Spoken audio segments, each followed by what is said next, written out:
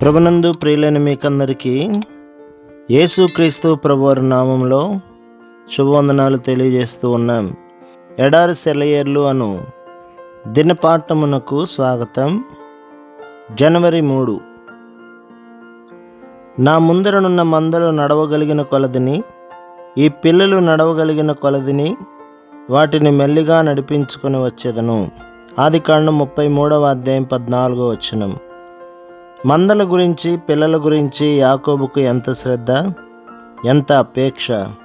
వాటి క్షేమాన్ని గురించిన అతని శ్రద్ధను మనకు తెలిసేలా ఎంత చక్కగా రాయబడిన ఈ మాటలు.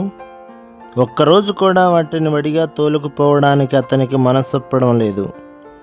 బలవంతుడైన ఏశావు వెళ్ళినంత వేగంగా తన మందల్ని తోలడం ఇష్టం లేదు. ఆ మంద ఎంత వేగంగా వెళ్ళగలదో అంతకంటే ఎక్కువ వడిగా తోలకూడదు. ఒక రోజులో అవి ఎంత దూరం ప్రయాణం చేయగలవో అతనికి తెలుసు. ఎంత వేగంగా తోలాలన్నది దీన్ని బట్టే అతడు నిర్ణయించాడు. అదే అరణ్య ప్రదేశంలో కొన్ని సంవత్సరాల క్రితం అతడు ప్రయాణించున్నాడు. కాబట్టి ఆ ప్రాంతంలోని ఉష్ణోగ్రత, ప్రయాణంలోని కష్ట సుఖాలు, దూర భారాలు అతనికి తెలుసు. అందుకే నేను మెల్లగా నడిపించుకొని వస్తానంటున్నాడు. మీరు వెళ్ళు త్రోవ మీరింతకు ముందుగా వెళ్ళినది కాదు. ఇంతకు ముందు మనం ఈ దారిలో వెళ్ళలేదు, కానీ మన ప్రభువైన యేసు వెళ్ళాడు. మనకైతే ఆ దారి తెలియదు, కానీ ఆయనకైతే వ్యక్తిగతమైన అనుభవం మూలంగా దారి అంతా తెలుసు. కాళ్ళు లాగేసే పల్లాలు, ఎదురు దెబ్బలు తగిలే కోసురాళ్ళు, నీడ అన్నది లేకుండా మైళ్ళు తరబడి ఎండలో మనం అలసిపోయే ఎడారి దారులు, దారికడ్డంగా సడులు తిరుగుతూ ఉరకలేసే ప్రవాహాలు, వీటన్నిటి మీదుగా యేసు ప్రభు ఇంతకు ముందు నడిచాడు. ఈ దారిలో, ఈ ప్రయాణాలతో ఆయన శ్రమపడి ఉన్నాడు.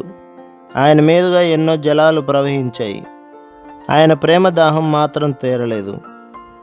ఆయన అనుభవించిన శ్రమల వల్ల సరైన మార్గదర్శిగా మనం అంగీకరించటానికి ఆయన యోగ్యుడు. మనం నిర్మితమైన రీతి ఆయనకి తెలుసు. మనం మట్టితో చేయబడ్డామని ఆయన జ్ఞాపకం చేసుకుంటూనే ఉన్నాడు. మనల్ని ఆయన మెల్లిగా నడిపిస్తాడా లేదా అని ఎప్పుడన్నా అనుమానం వస్తే ఈ సంగతి జ్ఞాపకం చేసుకోండి. ఆయనకి ఎప్పుడూ గుర్తుంటుంది. నీ పాదం వేయగల అడుగుల కంటే ఒక్క అడుగు కూడా ఎక్కువ వేయించడు ఆయన. తరువాత అడుగు వేయగలనా లేదా అని నీకు సందేహం కలిగితే కలగనియ్యి. ఆయనకు తెలుసు.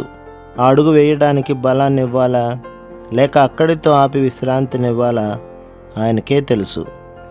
లేపచ్చిక మైదానాల్లో నా ప్రభువు నడిపిస్తాడు. పచ్చదనం కోల్పోయిన తావుల్లో కరుణ కవోష్ణ దృక్కులతో నడిపిస్తాడు. ప్రభు మిమ్మును, మీ కుటుంబములను, మీ సంఘములను దీవించి ఆశీర్వదించునుగాక. ఆమేన్.